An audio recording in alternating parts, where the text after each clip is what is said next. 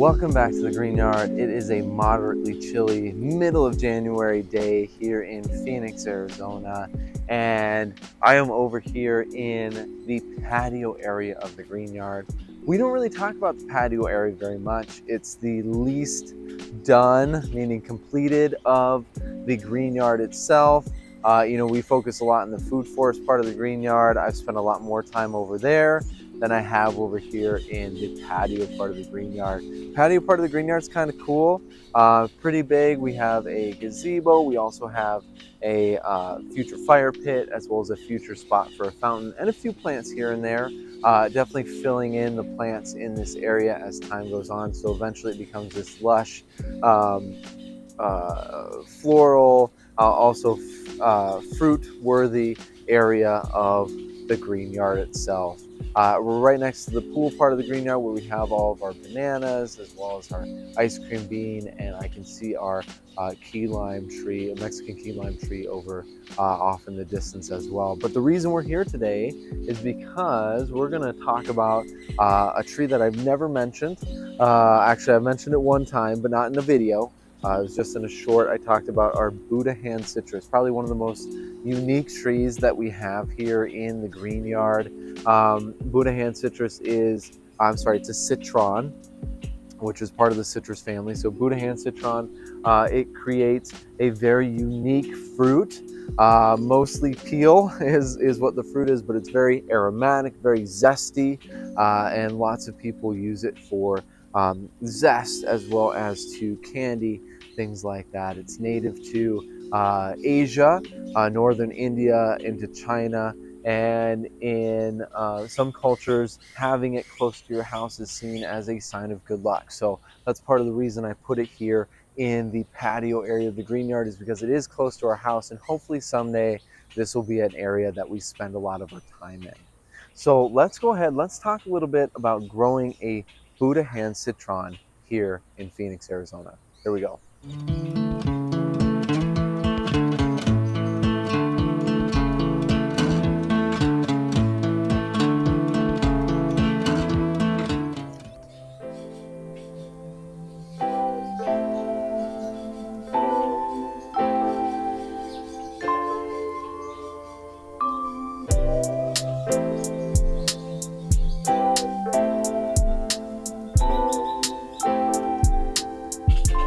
Unfortunately, this part of the Green Yard is very much under construction, very messy at the moment, trying to work on it. That's actually one of my goals for this year, is to clean things up a little bit. When we first moved in, there were this cat's claw that you see back against the wall actually took up the entire wall all the way down into the side yard of the Green Yard, where we have our Chico Sapote, our Sapodilla, our fruit punch mango. So this, I've been trying to take it out. It is very, very invasive. So I'd recommend, if you are looking for a vine, steer clear of the cat's claw. It is beautiful. Handles are heat great, but it is impossible to get rid of. So unless you're going to put it somewhere where you know you're never going to try to get rid of it, it needs to stay out of your Green Yard. So I've been working on trying to get rid of it. You can see it's even taking over our double blooming hibiscus, which creates these really beautiful flowers. This tree unfortunately really froze back this year, but as you can see, this is all cat's claw. So if you guys have any ways of getting out cat's claw besides just pulling and digging it out, please definitely let me know. I've been fighting this fight for the last 3.5 years, ever since we moved into the Green Yard. But here's our Buddha hand citrus. This tree has been in the ground for about 3 years. I planted it in the spring of 2021. And when I planted it, it was just a small stick. I actually didn't even make a video about it or anything. Wasn't really focusing on the Green Yard at the time. But I put it in the ground and it has grown exponentially. It fruited last year as well. It's fruited this year, and now it's about 9 feet tall or so. I am going to trim it back a little bit in the spring, give it a little bit better shape than what it has. But part of the reason we're here is to harvest those Buddha hands that you can see at the bottom. Definitely a unique fruit there. I really, this year, have totally neglected this tree. I haven't even trimmed it, looked at it. The first year in the ground, it needed some summer protection. So I would recommend, if you do get a Buddha hand citrus, definitely give it some summer shade. This year, full sun, did fine. This winter, not covering it or anything. It is one of our more frost sensitive citrus. So the first year in the ground, I did cover it.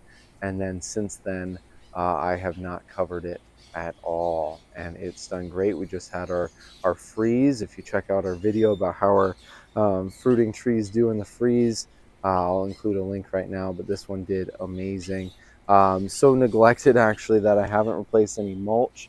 Definitely needs some more mulch down here, and then it does have some suckers coming off, some offshoots coming off that need to be trimmed back from below the graft.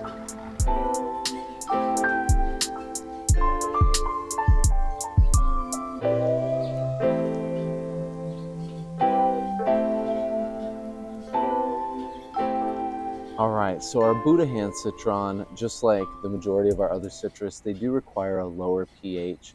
Um, Between like 5 to 6.5 is a general rule of thumb with our citrus and our, citrons there. I do apply agricultural sulfur to this tree to lower that pH. Part of the reason I think that I've been so successful with this Buddha hand citron.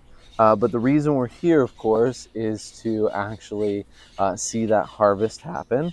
So these Buddha hands, and same with the ones last year, generally they're ready in December, middle of December, even early December as well. These ones have been on here a little bit too long, but they're still perfectly fine. So you just kind of take them, harvest them just like you would any other citrus, kind of twist them off, and then they just have such a unique just shape to them. These Buddha hand citrons are so unique, so exotic looking, and they just smell so amazing. I didn't even scratch it. I'm smelling down here, and you can smell that citrusy smell through the skin of the Buddha hand citron.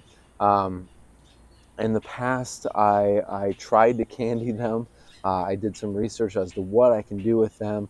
I was not successful with candying. Maybe it's just because I've never done it before and I was bad at candying it. But if you guys who are watching have any suggestions on what to do with our Buddha hand citron in terms of canning them or cooking them or something to do, when I say that the majority of the fruit itself is literally just peel, I mean, it is just peel. Let's go ahead and let's harvest this other one off the tree as well, the smaller one, and I'll show you what I mean.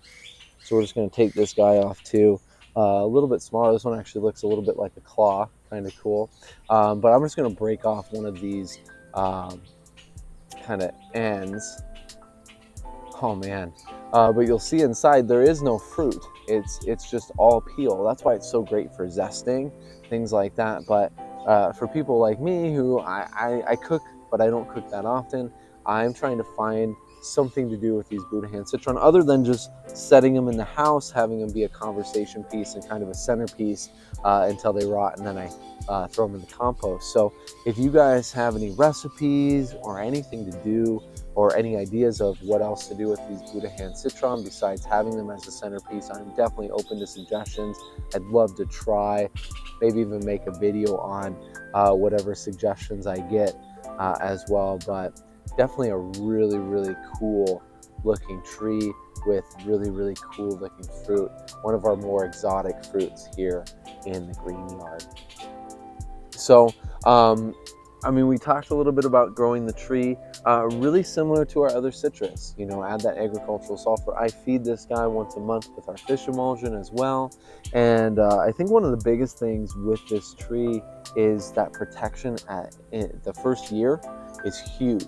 I think a lot of times when I see posts about people struggling with this tree, it's because they're not providing that summer sun protection in the first year, maybe even the first 2 years. And that's that winter protection, because these guys are frost sensitive their first few years. And this one, in fact, the first year I put it in here, I did cover it, and it did get frost damage as well. So it's something that I've experienced too. But definitely possible to grow these really, really unique, amazing fruits in your green yards as well.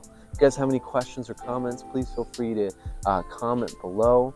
If you would like to see any videos on any of our other trees, comment below as well. Make sure to subscribe, like, even share this awesome video about our Buddha hand citron. And of course, as always, live green, plant lots, and have fun. We'll see you next time.